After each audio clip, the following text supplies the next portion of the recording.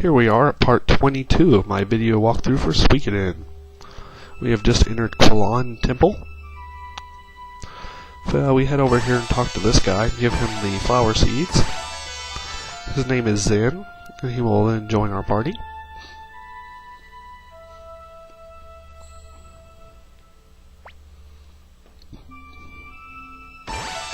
Woohoo!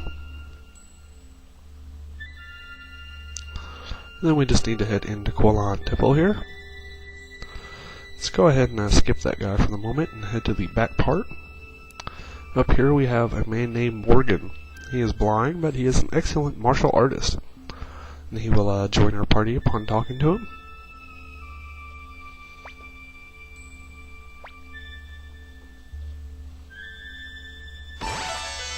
Woohoo!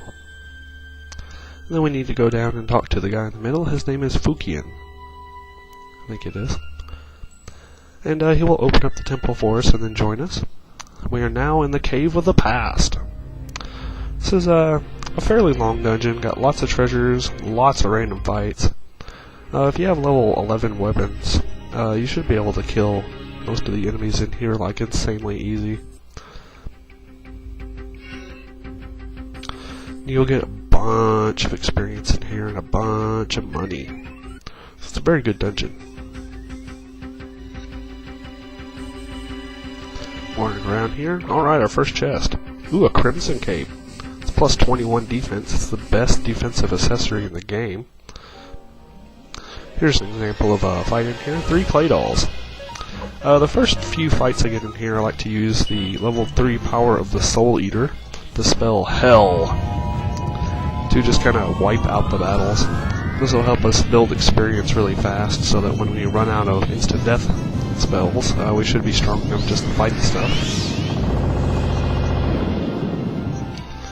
Gotta love that spell. See everyone there getting kicked up to level 41. Got 9,000 bits off that fight. Probably average somewhere around 10 to 12,000 off most of the fights in here. Builds up our bank stock pretty quick. Over here we got a couple more chests. We got a medicine and a flowing crystal. That's the upgraded version of the water crystal. What the upgraded runes do is, you have your level 1 through 4 spells. Well, the flowing crystal has levels 2 through 5.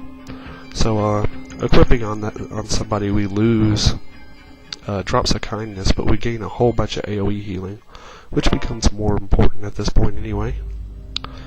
In that chest we have the window crystal, which the guy named Window in the warrior's village was looking for.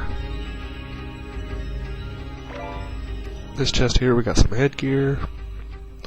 Everyone should have equal or better than that by now anyway. Heading up in this cave, we got Old Book Volume 2. Alright, there are 8 of those old books. Moving on. Heading to the west here, we got another chest. Ooh, 5,000 bits. Alright.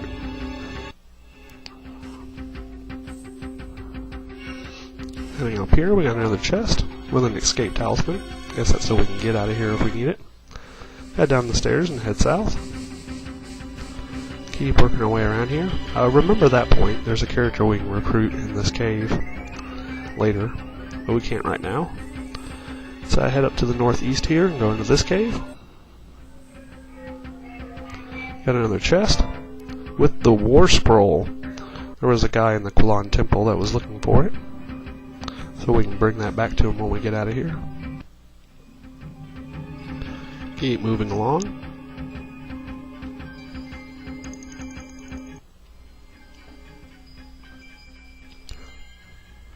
Cave music's pretty cool. And Alright, a cave. Let's see what we got in here. Medicine and a silverlet. It's a plus 11 defensive item. It's pretty nice. I think it's a little bit better than some of the stuff I got. Head down the stairs here, head into this cave, work our way around. It's a very long cave. Alright, got another room here with a couple chests. We got a skill rune piece and a mega medicine.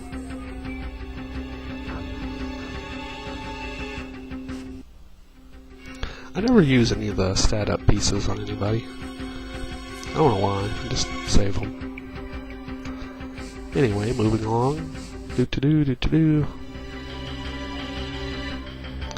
And here we finally find the Star Dragon Sword, which drops us into a bunch of story here, which I skipped through.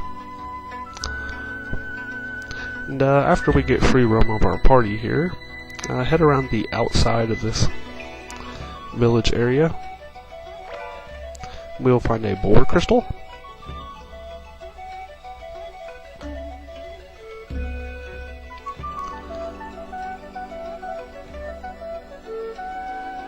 And head back into the town proper. And down in this house in the bottom right here, it's a chest with the Champion's Crystal. It's worth 20,000. It's nice to not have to buy that. What it does is any fight that would normally let go, won't even get into a fight with. And then upon leaving the village of the past, we will get the Star Dragon Sword finally. Woohoo! Now you can just use an escape talisman or walk out. I usually prefer to walk out just for the money. And here we are back at Quan Temple. See, he has the Black Dragon Sword as his weapon now instead of the Shiko Sword. And heading into the back part of the temple here. Here is Hugo. He was the guy looking for the War Scroll. He will now join our party.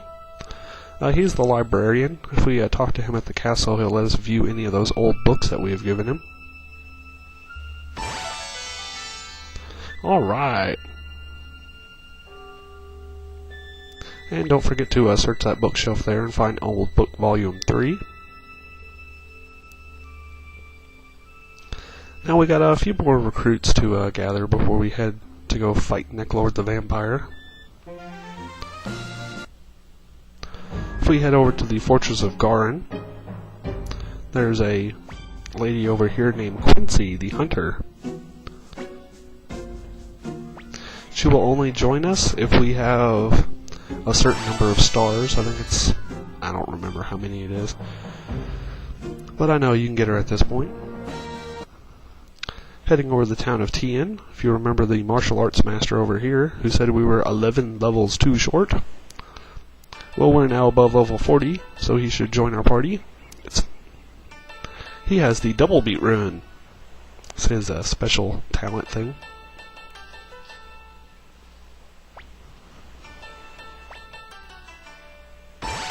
Alright.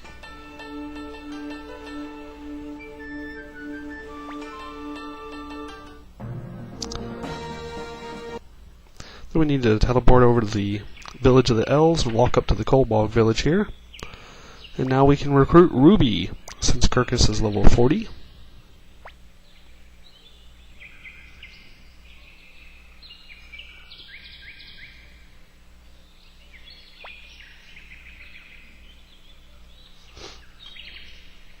Kirkus is very powerful. Ruby is very powerful. I like using them in the final dungeon. Alright, Ruby.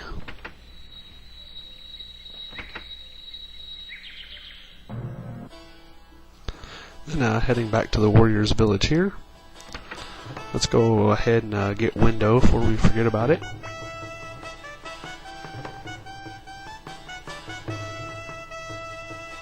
The Window Rune.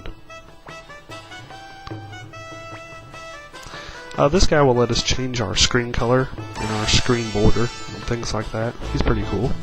It's what those window settings that we found are. Then I go up talk to the chief here.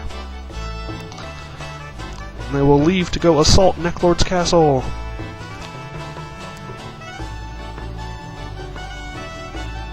Well, let's go follow him. To get to Necklord's castle, we just need to kind of head south here. It's the dot in the bottom corner. Head west a little bit. And that big fancy castle there is Necklord's castle. Head inside and talk to the chief.